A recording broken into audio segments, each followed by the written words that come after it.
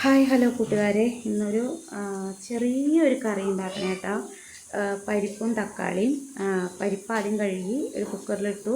അതിലോട്ട് ഒരു നല്ലൊരു പഴുത്ത തക്കാളി ഇട്ടു. പിന്നെ ആവശ്യത്തിനുള്ള മഞ്ഞൾപ്പൊടിയും ഉപ്പും ഇട്ട് ഒരു വീസിൽ വരുന്ന വരെ ഒന്ന് വേവിക്കണം. എന്നാലാണ് പരിപ്പ് വെന്തുടയുള്ളൂ. ഒറ്റ വിസിൽ വന്നാൽ മതി. അത് കഴിഞ്ഞിട്ട് അതിലോട്ട് തേങ്ങയൊന്നും വേണ്ട. ഉള്ളിയും മുളകുതേ കണ്ട പാകത്തിന് വെന്തിട്ടുണ്ട്. പിന്നെ അതിലോട്ട് ഉള്ളിയും മുളകും വെളുത്തുള്ളി ഇല്ലായിരുന്നു കേട്ടോ. വെളുത്തുള്ളിയും കൂടെ നന്നായിട്ട് ചതയ്ക്കണം. ഞാനതൊരു എളുപ്പത്തിനൊരു മിക്സിയിലിട്ടിട്ട് ഒന്ന് ക്രഷ് ചെയ്തെടുത്തു. അപ്പോൾ അതിങ്ങനെ കിട്ടി. അത് കഴിഞ്ഞിട്ട് ഒരു ചട്ടി വെച്ച് വെളിച്ചെണ്ണ ഒഴിച്ച് കടുകും പൊട്ടിച്ച് ചതച്ചതും ഇട്ടു.